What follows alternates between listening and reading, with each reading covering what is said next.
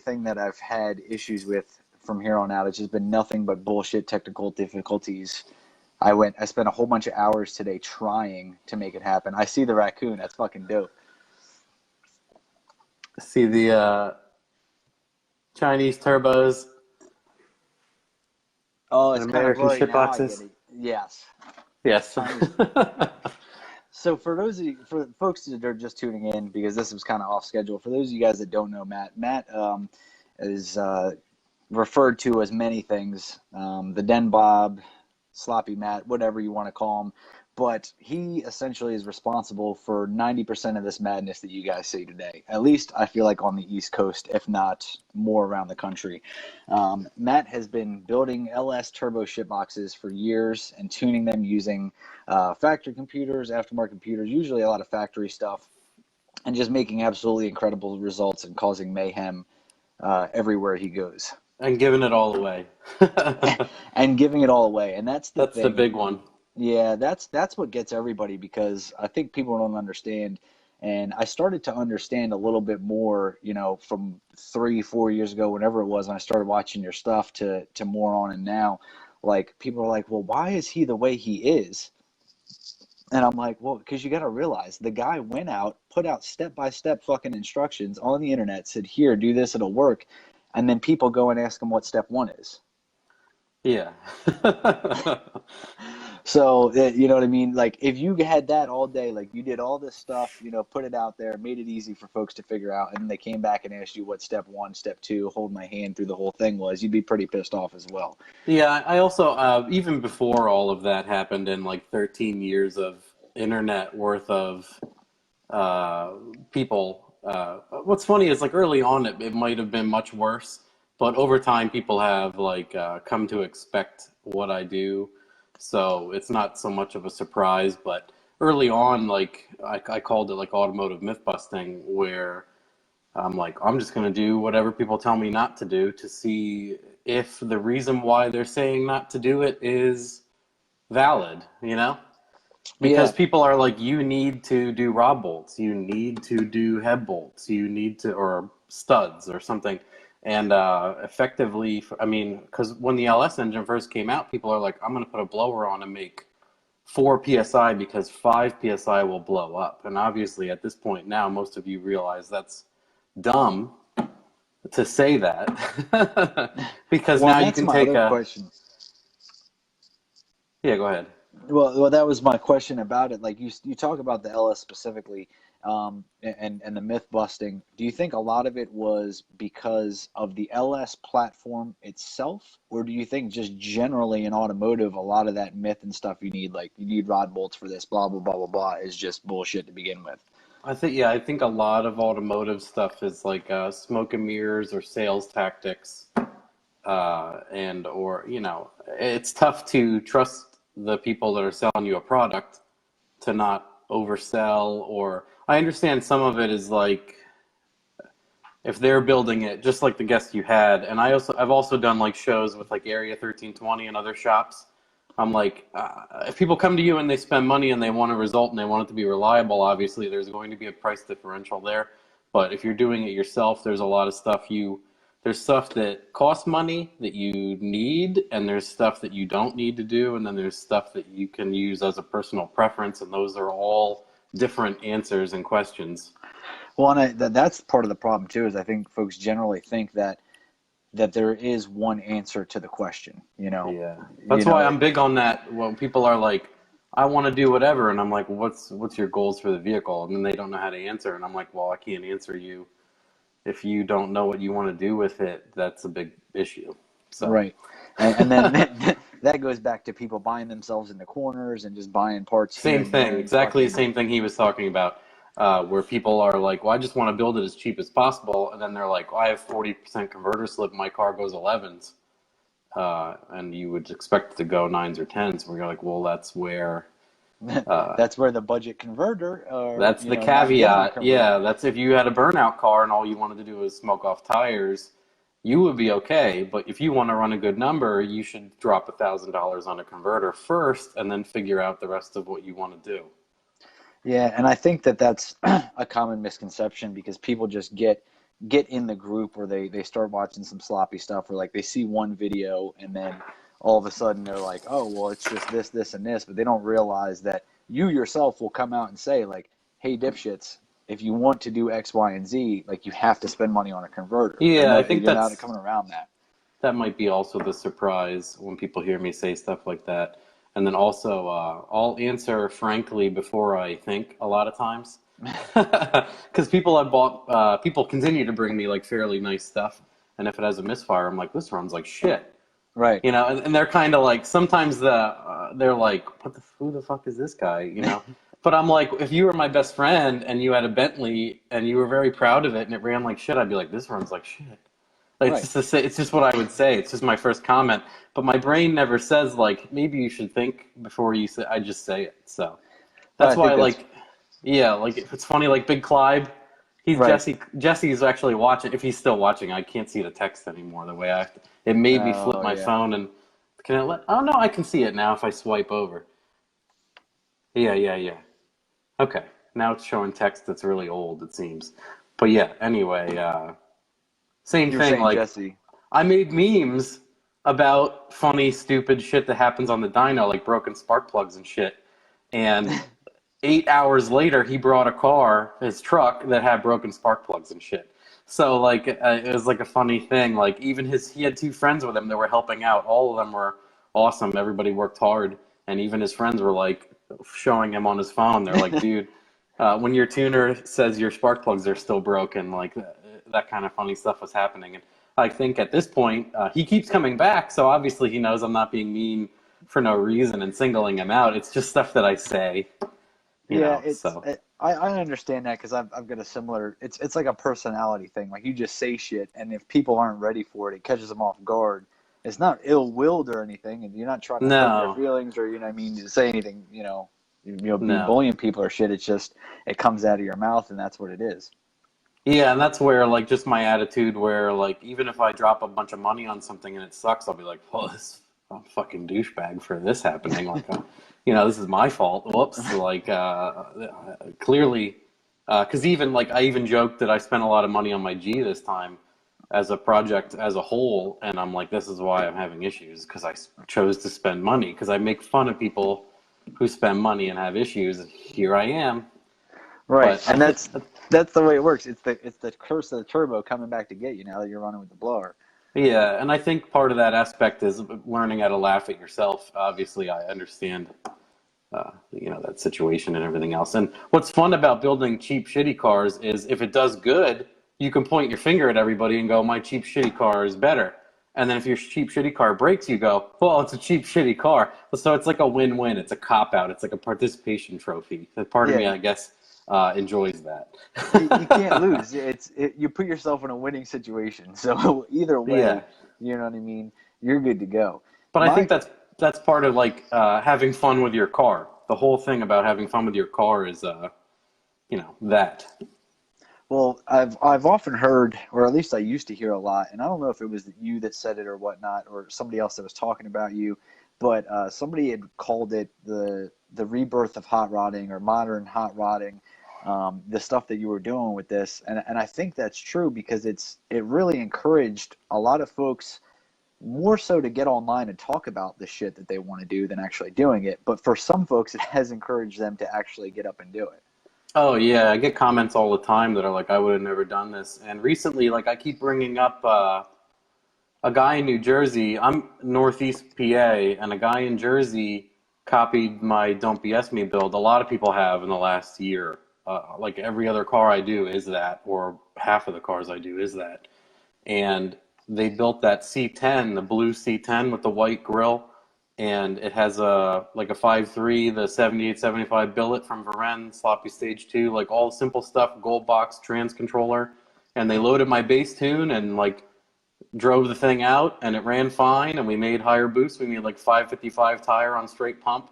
And I was like, where did you guys learn how to do this? And they're like, from your documentation. And I'm like, holy shit, all of that stuff's there. It's because people seem like they can't get a hold of it. And magically you have somehow read it all. I think the other part of it too is it's some of it is an overload, because if you start looking, like I've looked at the wiki and stuff, I've been in there, there's a lot of information there. So folks that are just starting out, I can see how it could be quickly overwhelming, like, because you just blast through it. You're just like, boom, boom, boom, here it is. Yeah, You know, yeah. And that's the way it like comes up in my brain is all of it at once. So I have a hard time.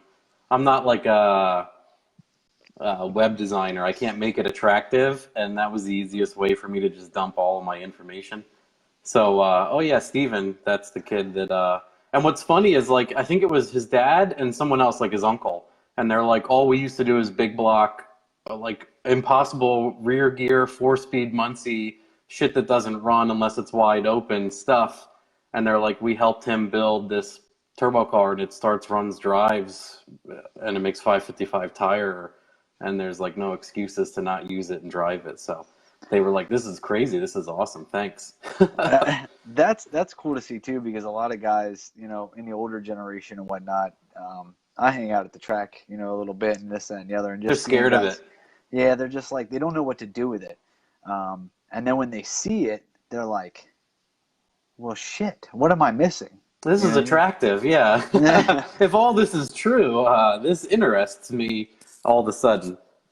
Well, and then that's the thing, is nobody ever believes it's true. You know, it's the thing is I don't know how many more videos you're going to have to make where you put the fucking car together and it does what you said it was going to do before people just are like, okay, we give in. You know what I mean? Exactly why I tore the big boy combo out of my Colorado was because I made the video for like what to buy, and no one really singled me out on it, but I felt like a responsibility to use the combination I told people to use. And from there on, what's funny is it has surprised me at every point in like checking how the combo does. And I actually said to my friend, I want to do a what, because that was like a what to buy if you don't know what the fuck you want to buy, 2017. I said, what to buy if you don't know what you want to buy for 2019 is pretty much the same fucking thing. And I was like, do I sound egotistical if I'm like, this combo was so good, it's still good 2 years later? Like, it's still the most cost-effective, best, in my opinion, like what you can, for the money you put into it and what you get out of that billet 7875, like that camshaft and everything else, which is crazy that those camshaft people named the fucking cam after me in their book. I was just going to say about that. Like, I feel...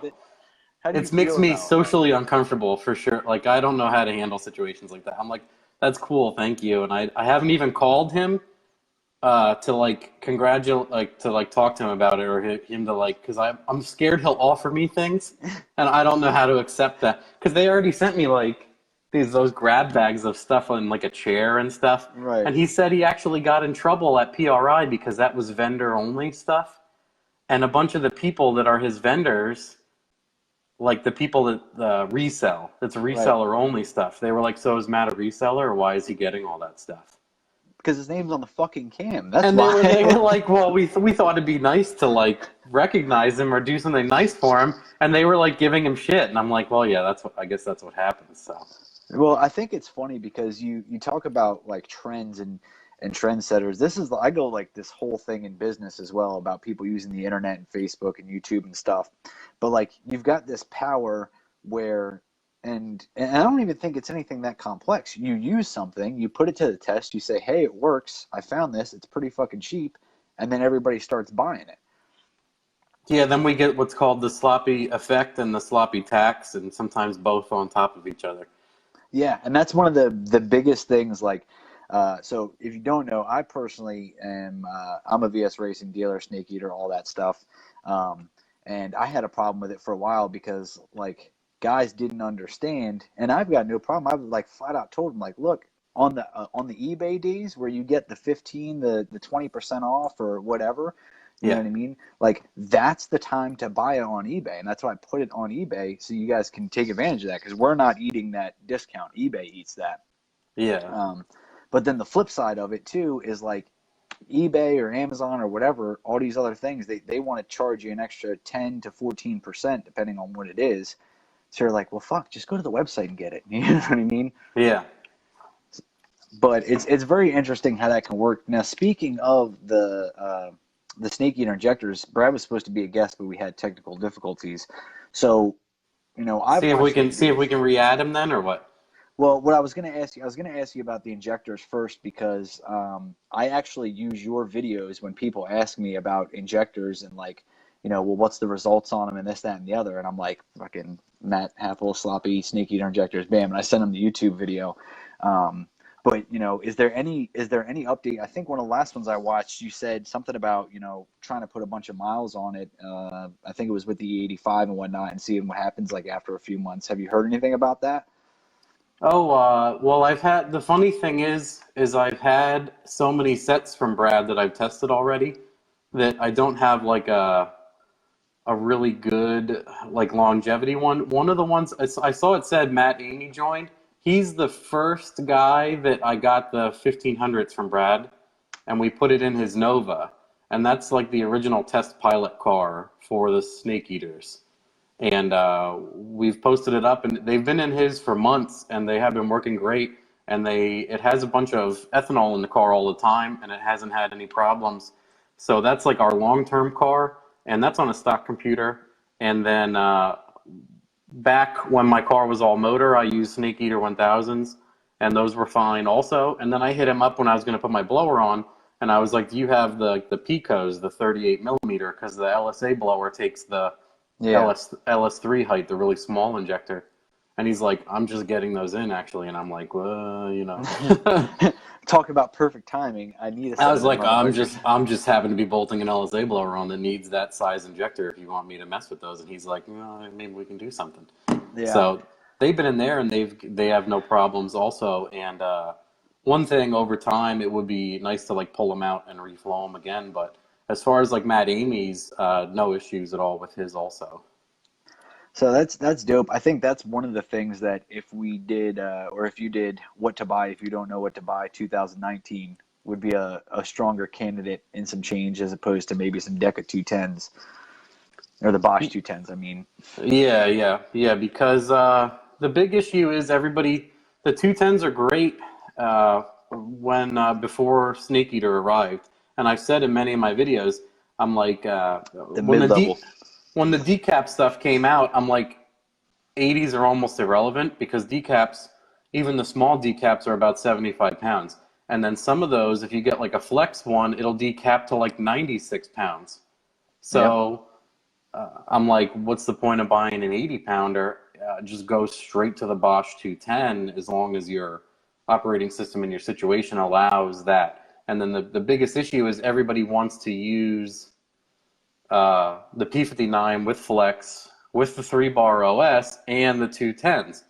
And the biggest issue with that is, I've said it a bunch of times, you're putting in the largest injector you can get, and you are cornering yourself with the smallest fuel table possible, combination-wise. Yeah, because when you fit the flex option and do 3-bar and do all of the aforementioned on a P59, it cuts your resolution down to shit on the P59 fuel table, and it even like starts at 30 kPa, and then it makes massive jumps. And then where people are having the issue is like at cruise, at decel, at parts where it runs off the map. Right. So, and I say to people, like, if it's not a big deal to you, that's not a big thing. Like, I had it in my truck, and it drives fine, but there's times where, like, if you're obsessed with looking at your wideband and sometimes you lift and it goes 10.0 and you're like, why does it do that? That's going to bother you because you might not be able to fucking get rid of that. Right. So, and that's the other thing. Like, people never, I think, and as much as you said it, people still don't understand the factory computer has limitations. And manage your expectations is what I always try to tell people, like, Right, that's the issue. Because like you said, if you're cool with it, if you're cool with every time you come off throttle, it goes a little rich. Well, you know what I mean. It's not the end of the world. We're not killing anything right here, so just let it rock and roll. But the 1500s, when talking about the power a 78, 75 can make, on a 5.3 and everything else, like 1500 is right there where you need to be injector wise anyway. Yeah, like I said to him, like right when he proposed to me to like test them. I was like, well, that's perfect because there's technically 80 and a 210, and I don't think it's worth doing one or the other. The 150 is incredible, especially for like the the $200 price range. Right. And then he'll do like more exact flow matching if you want for a little bit more. Actually, I'm not up to speed on exact pricing, but you can Yeah. comment on that. Well, But we got into a thing in the group the other day because some guy was like, "Oh, there was, the pricing is more now," and then Brad came on and like explained like cost of materials and like all this other stuff that changed to make the injectors better, and obviously there's a price raise in that. yeah, So, well, look, man, I really appreciate you coming on tonight, helping me through my technical difficulties. At least we were still able to have another guest. I'm going to try to get Brad back on, yeah. who wants I want to to. hear from Brad anyway. I'm in here for filler for him. Right, exactly. That's what we're trying to do is hear from Brad because there's a lot of fuel injector questions that I had that he had answered for me, and I know a lot of other folks have. So, thank you very much for joining in. I'm going to kick you off now and see if we can't get Brad to get in here, and then rock with that for a little bit. Okay. All right, thanks, bud. Yep.